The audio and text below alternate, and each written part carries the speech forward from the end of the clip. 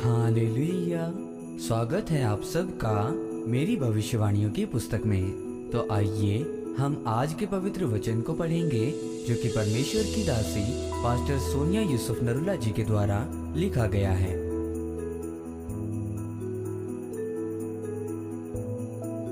जयवंत का देश।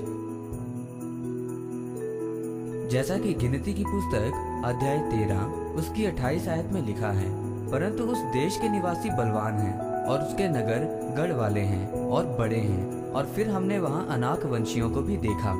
मेरे प्रियो, परमेश्वर ने कहा, जो मैंने तुमसे वायदा किया है वो मैं तुम्हें दूंगा।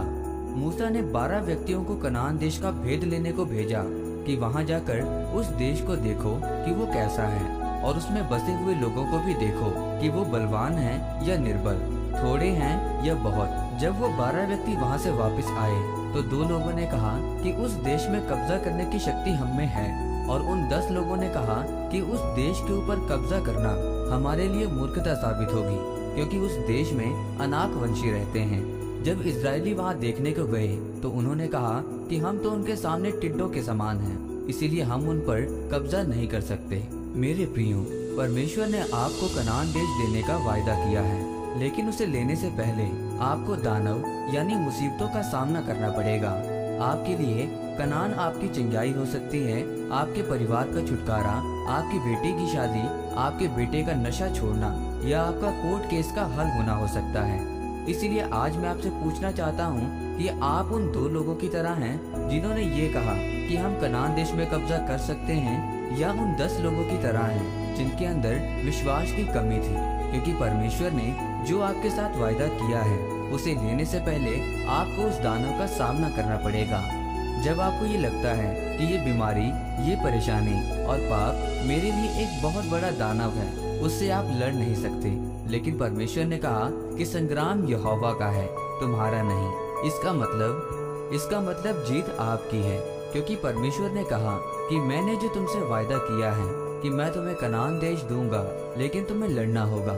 आज आपका युद्ध किसी धर्म के साथ नहीं है, बल्कि आपका युद्ध अंधकार की शक्तियों और शैतान के साथ है। जब परमेश्वर आपको बड़ी बुलाहट के लिए बुलाता है तो परमेश्वर कुछ साल आपको बिना बढ़ोतरी के रख सकता है, बिना आशीषों के रख सकता है, लेकिन आप वास्तविक में एक राक्षस को, शैतान को मारने वाले योद्धा के रूप में पैदा हुए हैं। आपको इस लड़ाई में किसी बीमारी, निराशा, सताव का पहाड़ मिल सकता है, लेकिन आज आपको फैसला लेना होगा कि आप उन 10 लोगों की तरह हैं या 2 लोगों की तरह। इसीलिए मेरे प्रियो, अगर आप अपनी आत्मिक लड़ाई को जीतना चाहते हैं तो एक योद्धा बने, जो परमेश्वर ने आपको कनान देश देने का वायदा किया है। उसके लिए आप अपने आत्मिक युद्ध को लड़ें और जीतें, तब परमेश्वर आपके जीवन में आशीषों को देंगे।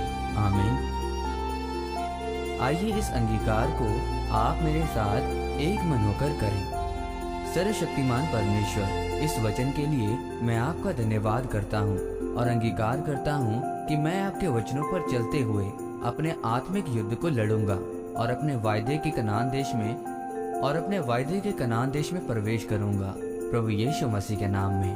आमीन।